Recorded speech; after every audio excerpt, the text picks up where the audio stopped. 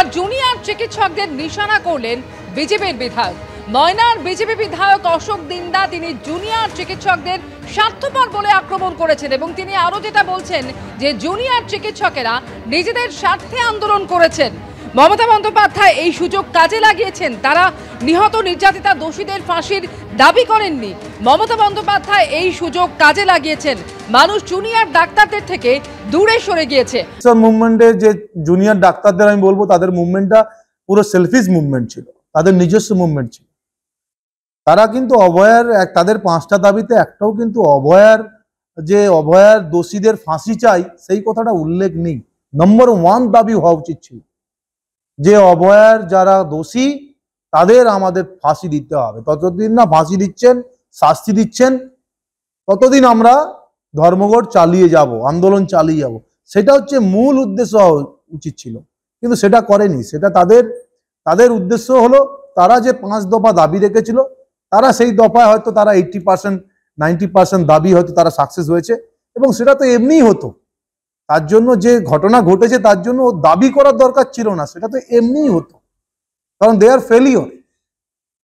সন্দীপ ঘোষ এমনি সাসপেন্ড হতো, বিনীত গোয়েল যে আছে যে 14 তারিখের রাতের ঘটনার পর এমনি শেষ হতো, তার জন্য আন্দোলন করার দরকার হতো না। এগুলো সেলফিশলি আন্দোলন আমি মনে করি, কারণ অভয়ার জন্য আন্দোলন করেনি, তারা নিজেরা বাঁচার লড়াইতে তারা আন্দোলন করেছে।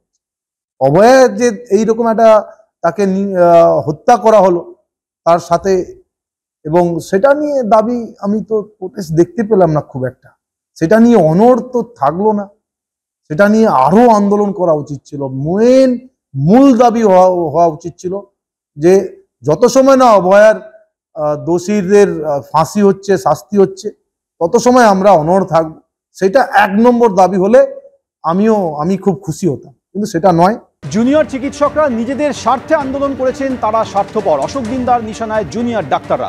এ নিয়ে চিকিৎসকদের কি প্রতিক্রিয়া শোনাবো।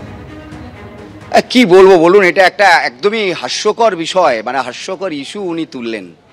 তার কারণ মানুষ জানে, মানুষ ন্যায় বিচার চেয়েছে অভয়ার এই নৃশংস হত্যাকাণ্ডের, এবং জুনিয়র ডাক্তাররা ঠিক সেই দাবিতে, মানে যারা প্রত্যক্ষভাবে দোষী এবং যারা পরোক্ষভাবে এই তথ্য প্রমাণ লোপাট করতে সচেষ্ট ছিল, প্রত্যেকের শাস্তির জন্য এই ভয়ঙ্কর আন্দোলন। মানে আমাদের জীবিতকালের মধ্যে আমরা দেখিনি এরকম কোনো আন্দোলন পশ্চিমবঙ্গের বুকে হয়েছে কিনা, এবং সারা পশ্চিমবঙ্গের মানুষ নেমে এসেছে কিনা।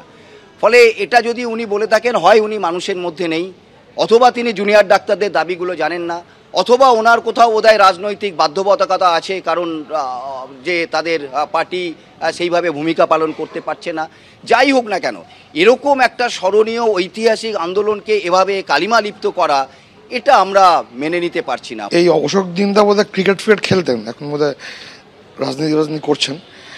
অনেক রাজনৈতিক ব্যক্তি এই আন্দোলন থেকে নিজেদের স্বার্থান্বেষী ফায়দা তোলার চেষ্টা করছে, এবং জুনিয়র ডাক্তার এবং সিনিয়র ডাক্তাররা কিন্তু এই ব্যাপারে খুব সচেতন।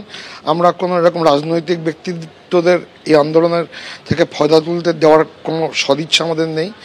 আর এই আন্দোলন থেকে মানুষ সরে যাচ্ছে, এটা যে বলছে বিধায়ক নাকি শেষ, তার মানে বেসিক্যালি তো মানুষের সঙ্গে কোনো কানেক্টই নেই। He is disconnected from the people.